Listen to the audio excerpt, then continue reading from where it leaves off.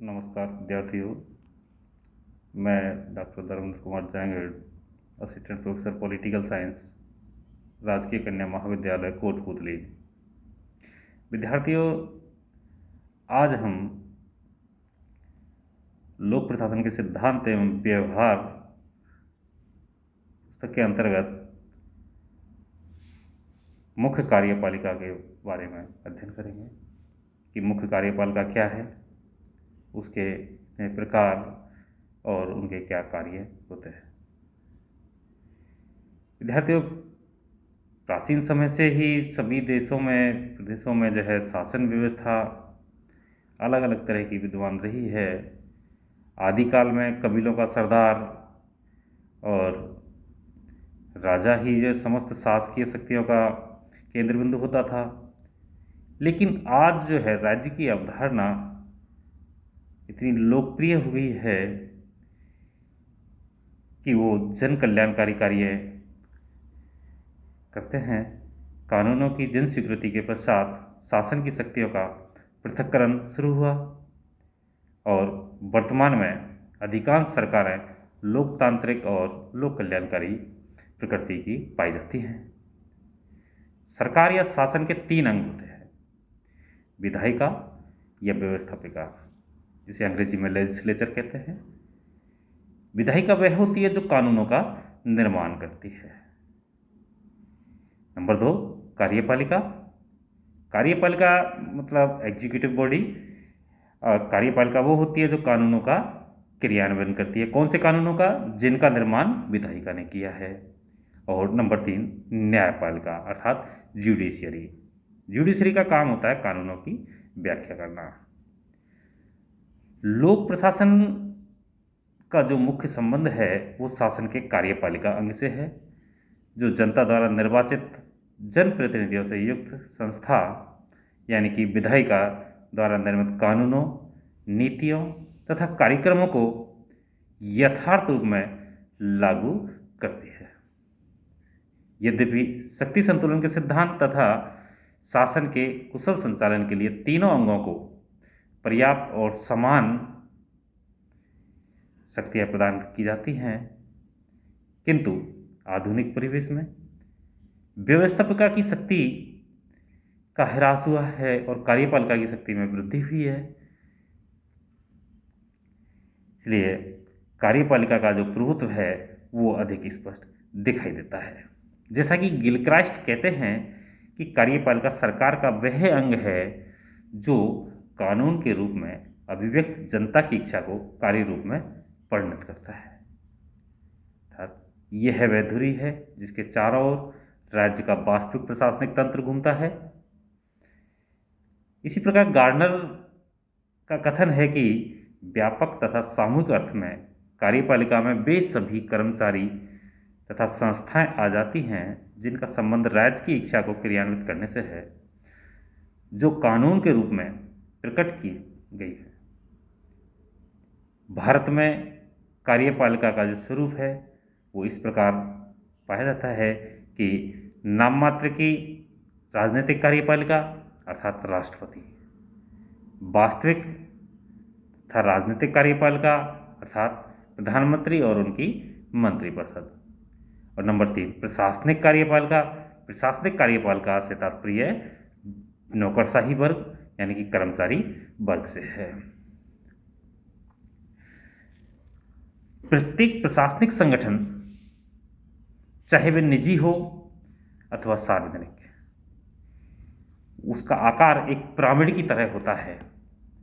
Pyramid से तात्पर्य है कि जो है नीचे चौड़ा और जैसे जैसे ऊपर की ओर जाते हैं तो वो जो है सकड़ा होता चला जाता है और अंततः एक बिंदु के रूप में स्थापित हो जाता है। यानी कि केंद्रीय स्तर से लेकर के नीचे तक उसका विस्तार जो है अधिक होता है। केंद्रीय स्तर पर वो सीमित होता है, यानी कि संख्या बल कम होता है और नीचे संख्या बल अधिक होता है। संगठन का आधार नीचे विस्तृत और ऊपर की ओर क्रमशः छोटा होता चला जाता है तथा अंत में ऊपर की ओर बढ़ते बढ़ते एक बिंदु मात्र रह जाता है, जिसे हम शीर्ष या शिखर कहते हैं। यह शिखर या शीर्ष ही वह स्थान है जहाँ मुख्य कार्यपालिका विराजमान होती है या विराजती है।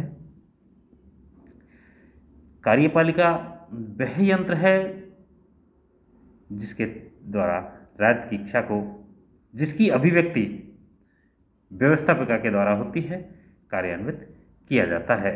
यानी कि व्यवस्थापिका के द्वारा अभिव्यक्त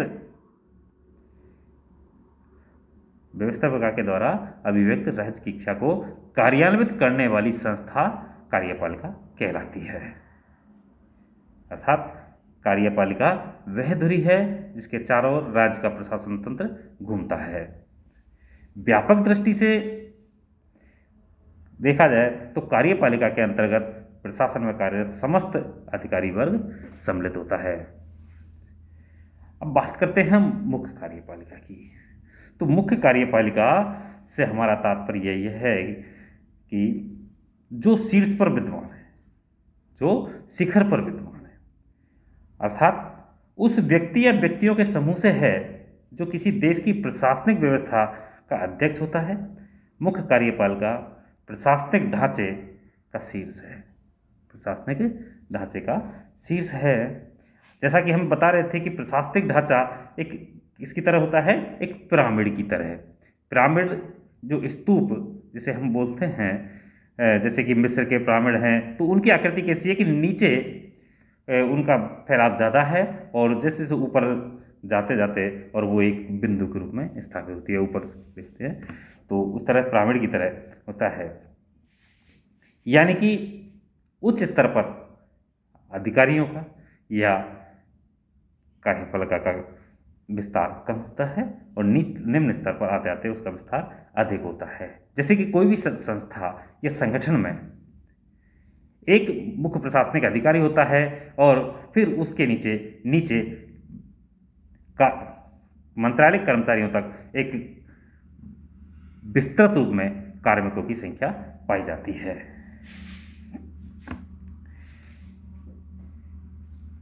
शासन में लगभग प्रत्येक स्तर पर एक मुख्य कार्यपालिका पाई जाती है।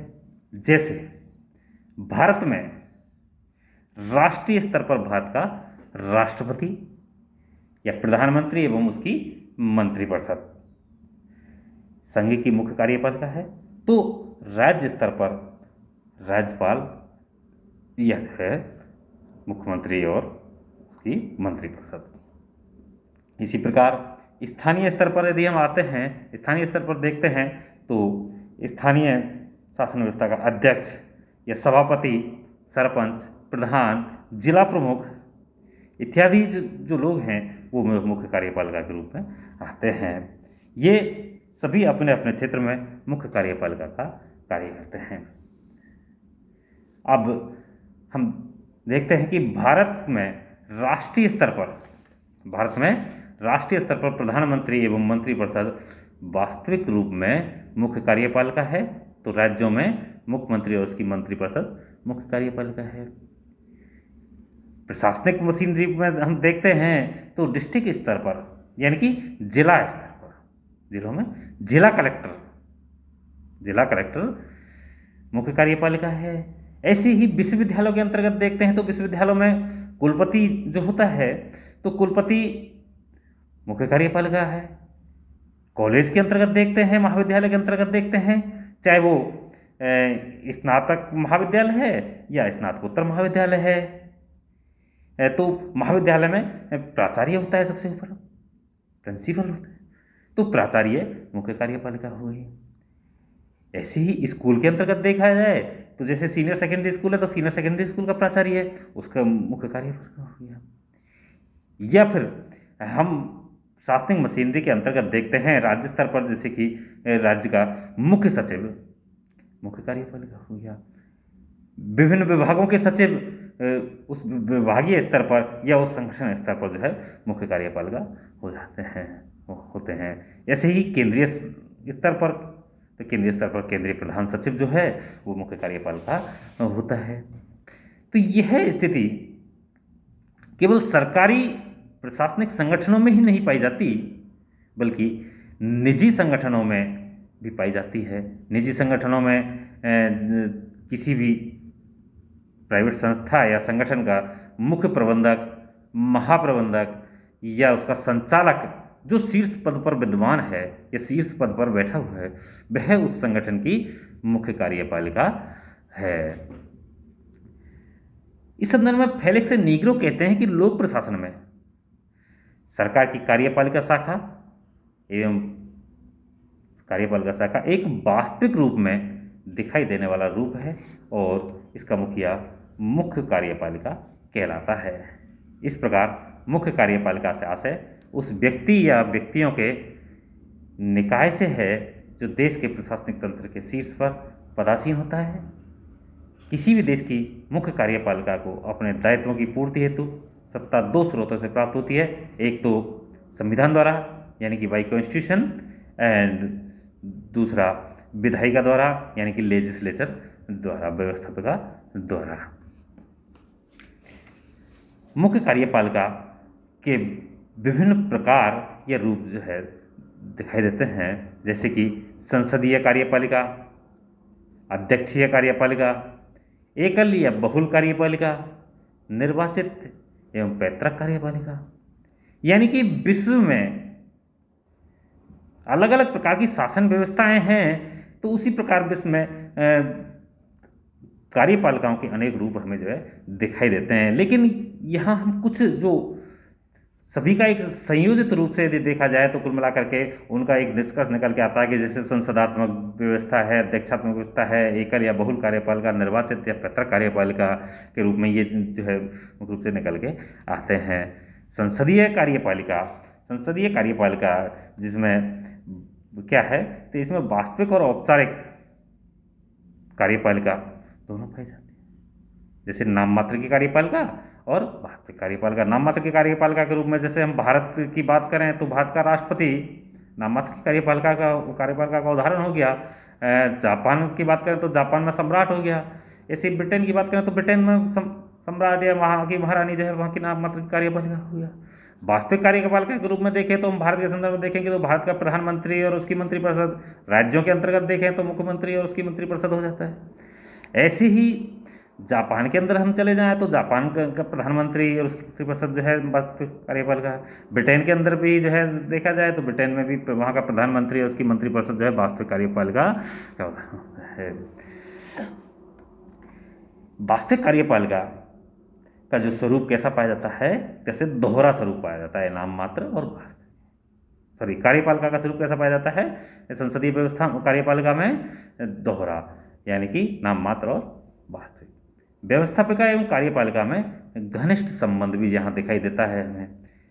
इसके अलावा सामूहिक उत्तरदायित्व की भावना संसदात्मक कार्यपालिका में या संसदीय कार्यपालिका के अंतर्गत दिखाई देती है।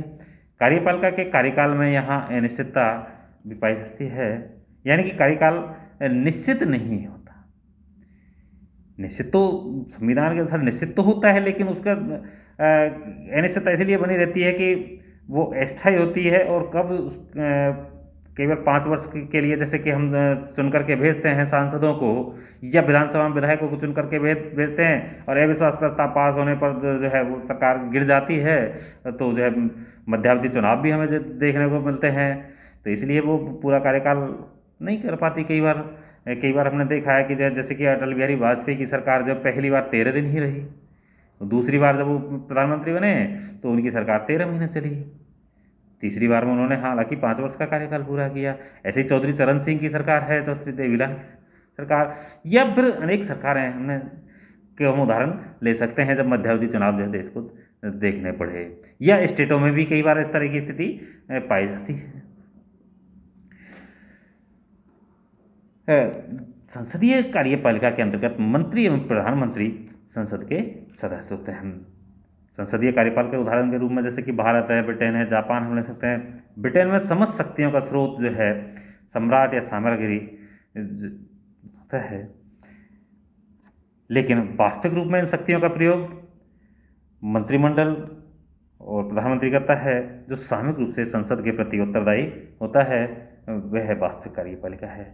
ब्रिटेन में सम्राट या साम्राज्य की वही भूमिका है जो भूमिका मानव शरीर पर आभूषणों की होती है, यानी कि केवल दिखावे एक चीज़ होती है, बाहरी आवरण से दिखाई देता है कि हाँ इसके पास कुछ है, लेकिन वास्तविक रूप से कार्य कोई और ही करता है। तो वहाँ महारानी या सम्राट मुख्य कार्यपालिका का केवल प्रतीक मात्र होता है। वास्तविक या मुख्य कार्यपालिका मंत्रिमंडल है, जिसका अध्यक्ष प्रधानमंत्री होता है। भारत में औपचारिक या नाम मात्र की मुख्य कार्यपालिका के रूप में हम राष्ट्रपति को देख सकते हैं, या स्टेट के अंतर्गत जो है देखते हैं तो राज्यपाल को देख सकते हैं, गवर्नर को। और वास्तविक या मुख्य कार्यपालिका मंत्रिमंडल, जिसका प्रमुख कौन होता है, भारत का प्रधानमंत्री होता है। भारत में संघीय तथा राज्य दोनों ही स्तरों पर संसदीय व्यवस्था अपनाई गई है। ठीक है, अब बात करते हैं हम अध्यक्षात्मक कार्यपालिका या अध्यक्षीय कार्यपालिका। अध्यक्षात्मक कार्यपालिका जहाँ अध्यक्षीय शासन प्रणाली पाई जाती है, जैसे कि अमेरिका का हम उदाहरण ले सकते हैं। अमेरिका में अध्यक्षात्मक शासन व्यवस्था है, क्योंकि वहाँ के शासन का अध्यक्ष वहाँ का राष्ट्रपति होता है। तो वह ऐसी व्यवस्था में कार्यपालिका और विधायिका का पृथक्करण पाया जाता है, यानी कि कार्यपालिका और व्यवस्थापिका दोनों अलग अलग में मौजूद होते हैं। कार्यपालिका का कार्यकाल जो है निश्चित होता है। कार्यपालिका का कार्यकाल निश्चित होता है, जैसे कि वहाँ के राष्ट्रपति का चुनाव होता है कि निश्चित टेन्योर के लिए, निश्चित जैसे कि 4 वर्ष के लिए होता है, निश्चित कार्यकाल के लिए। टेन्योर का मतलब हिंदी में कार्यकाल होता है, कार्य अवधि। और उसके बाद शक्ति पृथक्करण एवं नियंत्रण और संतुलन का सिद्धांत भी अध्यक्षीय कार्यपालिका के अंतर्गत जो है पाया जाता है। किचन कैबिनेट की स्थिति, यानी कि किचन कैबिनेट से तात्पर्य है कि जो शासन का जो अध्यक्ष होता है वो कुछ अपने निकट 4 या 5 मंत्रियों की एक कमेटी बना सकता है, और वो उस अध्यक्ष के निर्णय में जो है भागीदार होते हैं, उन्हीं से सलाह मशवरा करता है। तो किचन कैबिनेट की स्थिति जैसा कि अमेरिका में पाई जाती है। अमेरिकी शासन प्रणाली अध्यक्षात्मक कार्यपालिका का उदाहरण है। वहाँ राष्ट्रपति ही कार्यपालिका का सर्वेसर्वा है। अमेरिकी संविधान के अनुसार संपूर्ण कार्यपालिका शक्तियाँ राष्ट्रपति को सौंपी गई हैं। उन समस्त शक्तियों का प्रयोग वह स्वयं करता है।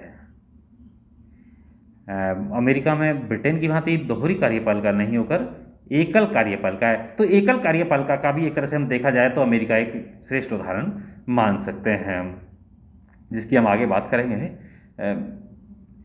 जिसका प्रधान वहाँ का राष्ट्रपति है। एकल कार्यपालिका उसको अमेरिका की कार्यपालिका को इसलिए कहते हैं कि अमेरिका में राष्ट्रपति ही सब कुछ है। जो भी डिसीजन होते हैं, जो भी निर्णय लिए जाते हैं, वो सब जो है अकेला राष्ट्रपति करता है। जैसे भारत की तरह नहीं है कि भारत में जो है मंत्रिमंडल और प्रधानमंत्री सभी का सामूहिक रूप से जो है डिसीजन लिया जाता है, या जो है सामूहिक उत्तरदायित्व की भावना पाई जाती है। ऐसा वहाँ नहीं है। वहाँ राष्ट्रपति ही सब कुछ है, जिसका निर्वाचन 4 साल के लिए होता है। कार्यकाल अवधि समाप्ति से पूर्व उन्हें जो है महाभियोग के प्रक्रिया के द्वारा ही पद से हटाया जा सकता है। लेकिन अमेरिका में महाभियोग की प्रक्रिया इतनी जटिल है कि महाभियोग के प्रोसेस में एक लंबा समय लग जाता है, और जब तक उसका कार्यकाल पूरा हो जाता है। तो 4 वर्ष की अवधि से पूर्व राष्ट्रपति को पद से पदच्युत किया ही नहीं जा सकता। अभी तक जो है कई बार इस तरह की प्रक्रिया आई। अभी जो है जो डोनाल्ड ट्रंप के विरुद्ध भी जो है अंतिम समय में महाभियोग लाया गया, लेकिन वो भी जो है नहीं लागू हुआ। एकल कार्यपालिका से तात्पर्य कार्यपालिका के ऐसे संगठन से है जिसके अंतर्गत निर्णयात्मक और अंतिम रूप में कार्यपालिका की समस्त शक्तियाँ किसी एक व्यक्ति के हाथ में केंद्रित होती हैं। इसमें शासन प्रबंध की सुविधा के लिए कार्यपालिका शक्तियों का विभाजन तो किया जाता है, यानी कि शासन प्रबंध की सुविधा के लिए कार्यपालिका शक्तियों का विभाजन तो कर दिया जाता है, लेकिन अंतिम रूप से संपूर्ण शासन व्यवस्था के लिए कोई एक व्यक्ति ही जिम्मेदार या उत्तरदायी होता है। जैसे कि एकल कार्यपालिका के रूप में मैं पहले बता रहा था आपको कि जो है अमेरिका का राष्ट्रपति, तो अकेला अमेरिकी राष्ट्रपति जो है उत्तरदायी होगा। वर्तमान में फिर से मैं उसको रिपीट कर देता हूँ कि वर्तमान में यूएसए का अर्थात अमेरिका का राष्ट्रपति एकल कार्यपालिका का सर्वश्रेष्ठ उदाहरण है। अब बात करते हैं हम बहुल कार्यपालिका। तो बहुल कार्यपालिका का जहन में आते ही सबसे पहले हमारा ध्यान जाता है स्विट्जरलैंड की तरफ, लेकिन हम बात करते हैं भारत की या जापान की या ब्रिटेन की, तो यहाँ भी कुछ हद तक हमें बहुल कार्यपालिका के लक्षण दिखाई देते हैं। बहुल कार्यपालिका के लक्षण दिखाई, बहु कार्यपालिका से तात्पर्य जिसमें एक व्यक्ति का डिसीजन न होकर के सामूहिक डिसीजन की भावना दिखाई देती हो। अब भारत में भी जैसे कि मंत्रिमंडल और प्रधानमंत्री मिलकर के जो है डिसीजन करते हैं, निर्णय करते हैं, ऐसे ही ब्रिटेन के अंतर्गत होता है। तो जो है क्योंकि ब्रिटेन के अंतर्गत क्योंकि हमने ब्रिटेन से ही हमारे संसदीय शासन व्यवस्था को एडॉप्ट किया है, अपनाया है। जापान में भी इस तरह की स्थिति दिखाई देती है, लेकिन एक श्रेष्ठतम रूप में यदि देखा जाए तो बहुल कार्यपालिका का जो उदाहरण है हमें स्विट्जरलैंड नजर आता है।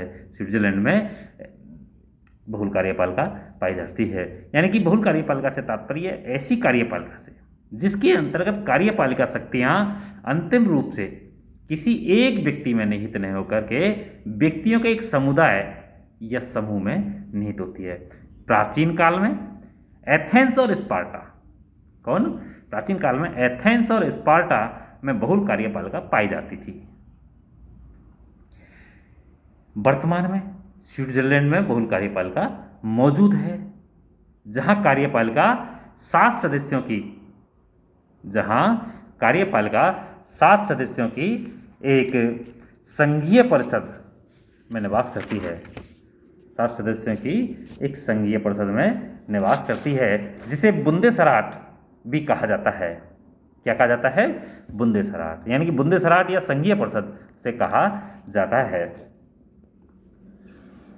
और यह मंत्रिपरिषद सामूहिक रूप से, ये 7 सदस्यों की जो मंत्रिपरिषद है, ये सामूहिक रूप से राज्य की कार्यपालिका प्रधान के रूप में कार्य करती है।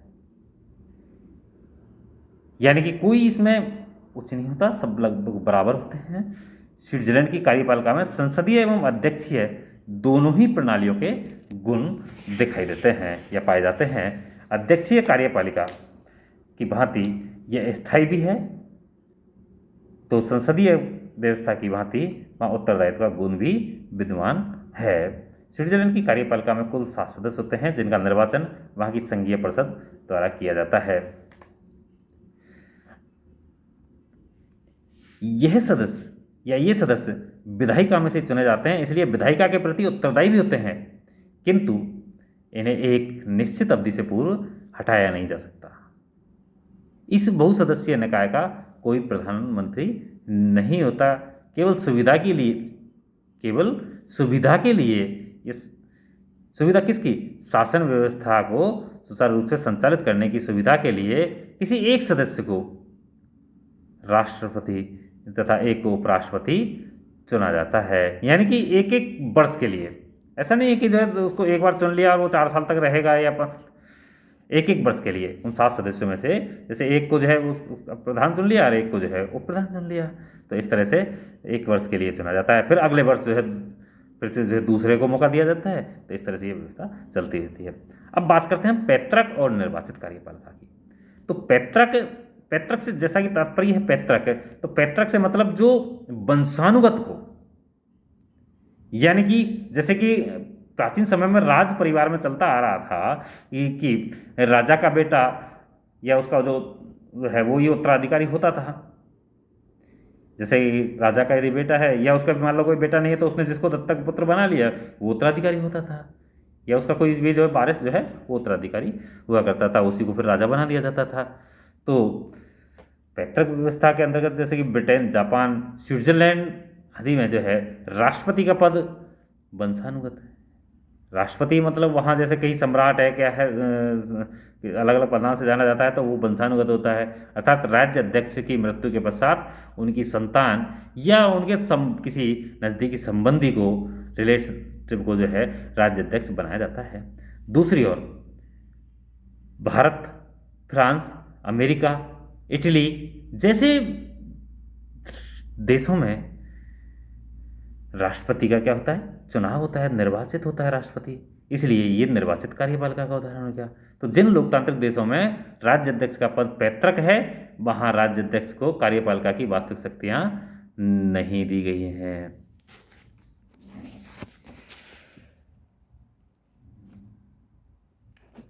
अब आज हम जो है इतना ही अध्ययन करेंगे, बाकी का कल जो है करेंगे कि मुख्य कार्यपालिका कौन कौन से कार्य करती है, कि राजनीतिक कार्य और प्रशासनिक कार्य, यानी कि मुख्य कार्यपालिका के कार्यों को हम दो भागों में बांटते हैं, राजनीतिक और प्रशासनिक कार्य। तो इनके बारे में हम कल अध्ययन करेंगे। धन्यवाद।